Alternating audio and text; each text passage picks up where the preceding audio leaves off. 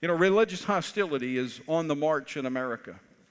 But it's not against all religions. Some religions prove useful to those who want to fundamentally transform America. The focus of hostility is against orthodox biblical faith.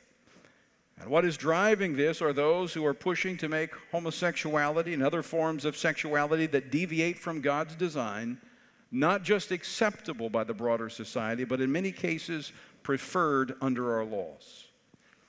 Now, those who hold to biblical truths present a roadblock. Proverbs 29:27 says, "He who is upright in the way is an abomination to the wicked." This may be obvious, but let me state the obvious to those who care about America's support for Israel. There are many liberal Jewish folk who tolerate evangelical support for Israel, but they can't stomach our views on the sanctity of life and human sexuality. As I asked a Jewish American who had told me that he disagreed with me on almost every policy position except my support for Israel, I asked him, "Why do you think I support Israel?" Now, I will confess that years ago when I came out of the Marine Corps, I worked in the field of anti-terrorism. I worked closely and became friends with some of the best operators in Israel.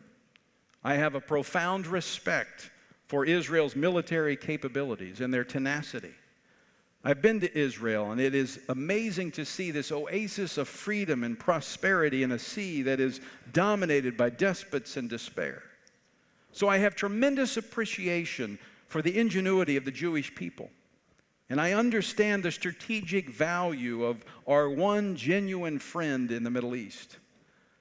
But the bottom line, the reason that I support the Jewish people and will forever support them is because God instructed me to.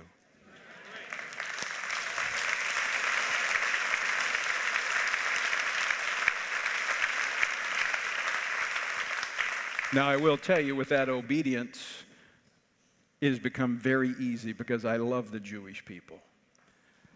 But must understand that this is the same reason that I contend for the unborn and natural marriage. It is because God has told us to in His Word.